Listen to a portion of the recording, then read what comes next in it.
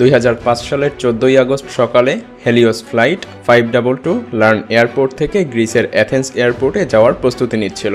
সকাল 9:07 flight take off করে। প্লেনে ছিল 115 জন প্যাসেঞ্জার এবং 6 জন ফ্লাইট ক্রু মেম্বার সহ মোট 121 জন। ফ্লাইটের পাইলট ছিল German pilot Hans Jurgen Martin, যার কিনা 16,900 ঘন্টা প্লেন উড়ানোর অভিজ্ঞতা ছিল। কো পাইলট ছিল 51 বছর বয়সী প্যাম্পস সেরাল্যাম্পস, যার কিনা 7,449 ঘন্টা প্লেন উড়ানোর অভিজ্ঞতা ছিল।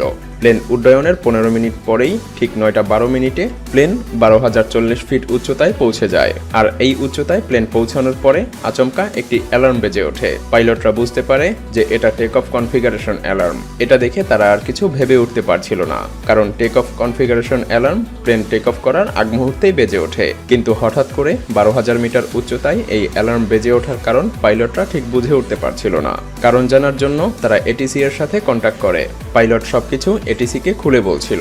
ঠিক সেই মুহূর্তে আরও একটি ভয়ানক অ্যালার্ম বেজে ওঠে। ককপিটে থাকা বেশ কয়েকটি অ্যালার্ম একসাথে বেজে ওঠায় এটিসি অর্থাৎ কন্ট্রোল রুম থেকে পাইলটের কথা শোনা যাচ্ছিল না। সেই সাথে প্লেনে মাস্টার কশন অ্যালার্মও বেজে ওঠে, যার অর্থ ছিল প্লেনের বেশ কয়েকটি সিস্টেম একসাথে ওভারহিট হয়ে গিয়েছে। পাইলটেরা কিছু বুঝে উঠতে পারছিল না হঠাৎ করে এসব কি হচ্ছে। এসব অ্যালার্ম শুনে যাত্রীরা উত্তেজিত হয়ে পড়ে। ক্রু মেম্বাররা তাদেরকে শান্ত করার চেষ্টা করতে থাকে। প্যাসেঞ্জাররা নিঃশ্বাস নেওয়ার সময় অক্সিজেনের অনুপস্থিতি বুঝতে পারছিল। আর ঠিক তখনই অটোমোডে অক্সিজেন মাস্কগুলো নেমে আসে। এই সময় প্লেন ছিল 18,000 ফিট উচ্চতায়। পাইলট কন্ট্রোল রুমের সাথে যোগাযোগ করার বারবার চেষ্টা করতে থাকে, কিন্তু পাইলটের কথা এটিসি পর্যন্ত পৌঁছাচ্ছিল না। কিছুক্ষণের মধ্যেই এটিসি এর সাথে প্লেনের কন্ট্যাক্ট সম্পূর্ণভাবে বিচ্ছিন্ন হয়ে যায়। এরপর এটিসি প্লেনের সাথে অনেকবার কন্ট্যাক্ট করার চেষ্টা করেছে, কিন্তু তারা বারবারই ব্যর্থ হয়েছে। প্লেন আরও অধিক উচ্চতায় উঠতে থাকে। এই রুটে অ্যাথেন্স পৌঁছাতে প্লেনের সময় লাগে 1 ঘন্টা 45 মিনিট, অর্থাৎ 10:45 প্লেনের অ্যাথেন্স পৌঁছানোর শিডিউল ছিল। 9:30 প্লেন উঠে যায় 34,000 ফিট উচ্চতায়। এরপর 9:37 প্লেনটি অ্যাথেন্স ফ্লাইট ইনফরমেশন রিজনে পৌঁছে যায়। 10:12 থেকে 10:50 পর্যন্ত অ্যাথেন্স এয়ার কন্ট্রোল রুম থেকে প্লেনটির সাথে যোগাযোগ করার বারবার চেষ্টা করা হয়, কিন্তু তারা কোনোভাবেই প্লেনটির সাথে যোগাযোগ করতে পারছিল না। 10:45 বেজে যায়। ঠিক এ সময় প্লেনটি অ্যাথেন্স এয়ারপোর্টে ল্যান্ড করার কথা ছিল, কিন্তু এই সময়ে প্লেনের কোনো অস্তিত্বই খুঁজে পাওয়া যাচ্ছিল না।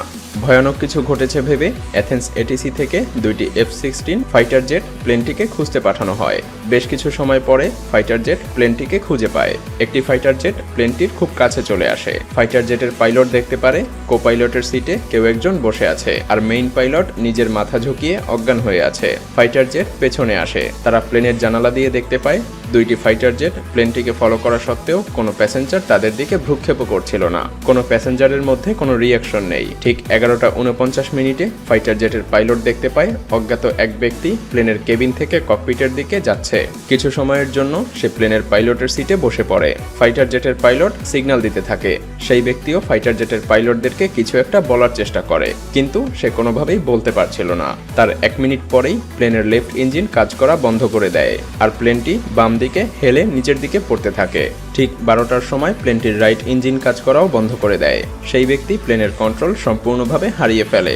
12:04 প্লেনটি অ্যাথেন্সের 4 কিলোমিটার দূরে পাহাড়ি একটি অঞ্চলে এসে ক্র্যাশ করে। প্লেনটি ক্র্যাশ হওয়ার ফলে প্লেনের মধ্যে থাকা সবাই মারা যায়। একবার অনুভব করুন, ফাইটার প্লেনের 2 জন পাইলট 121 জনকে মুহূর্তের মধ্যে মৃত্যুবরণ করতে দেখে তাদের অনুভূতিটা কেমন হয়েছিল।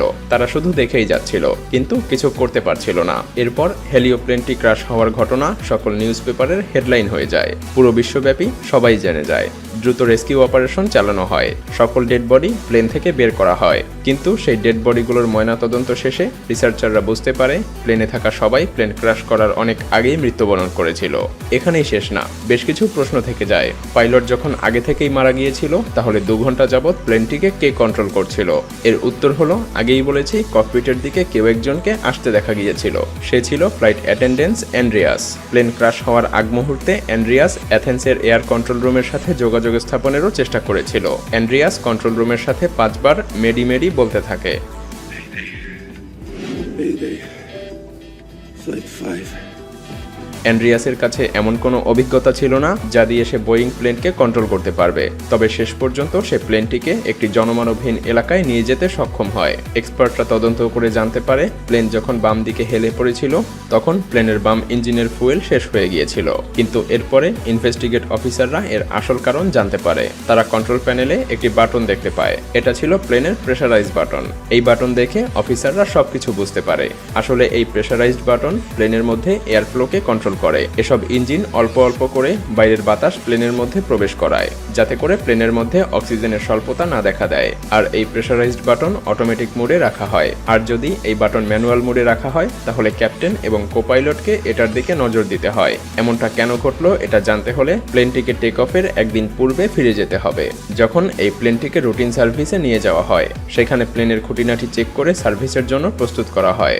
আর এখানেই সার্ভিসম্যানেরা প্রেসারাইজড বাটন ম্যানুয়াল মোডে রেখে পাইলটের কাছে বিমানটিকে হস্তান্তর করে। প্লেন টেক অফের সময় পাইলট এবং কোপাইলট প্রেসারাইজড বাটনটির দিকে তাকানোর কোনো সময়ই পায়নি। ফলে বাটনটি ম্যানুয়াল মোডেই চালু থাকে, যার ফলে প্লেনের মধ্যে ধীরে ধীরে অক্সিজেন স্বল্পতা দেখা দেয়।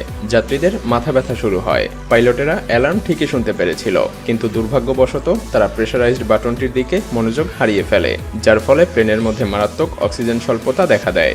আর পাইলটেরা আস্তে আস্তে জ্ঞান হারিয়ে ফেলে। কেবিনের অক্সিজেন মাস্ক অটোমেটিকভাবে নিচে নেমে আসে, তাই যাত্রীরা ক্ষণিকের জন্য অক্সিজেন পেয়েছিল।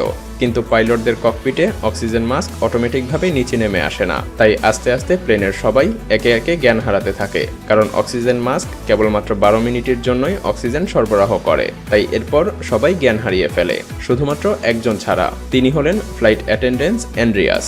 আপনারা হয়তো ভাবছেন অ্যান্ড্রিয়াসের কেন কোনো অক্সিজেন ঘাটতি দেখা দিল না। আসলে অ্যান্ড্রিয়াস ছিল একজন স্কুবা ডাইভার, আর স্কুবা ডাইভারেরা তাদের নিঃশ্বাস লম্বা সময় পর্যন্ত ধরে রাখতে পারে। তাই অ্যান্ড্রিয়াস এই পরিস্থিতিতে বেশ কিছুক্ষণ তার শ্বাস প্রশ্বাস চালিয়ে যেতে থাকে। ইতিমধ্যেই সবাই লাশ হয়ে গিয়েছে, আর অ্যান্ড্রিয়াস তার সর্বোচ্চটা দিয়ে প্লেনটিকে ল্যান্ড করানোর চেষ্টা করতে থাকে। কিন্তু সে শেষ পর্যন্ত ব্যর্থ হয় এবং প্লেন ক্র্যাশ করে। প্লেনে থাকা সবার মৃত্যু হয়। এই ঘটনার 15 মাস পরে অ্যাথেন্স এয়ারপোর্ট কর্তৃপক্ষ একটি রিপোর্ট প্রকাশ করে। বাটনটি অটো মোডে থাকার কথা ছিল, কিন্তু সার্ভিসম্যানেরা সেটাকে ম্যানুয়াল মোডে দিয়ে দেয়, আর পাইলটও সেটা লক্ষ্য করেনি।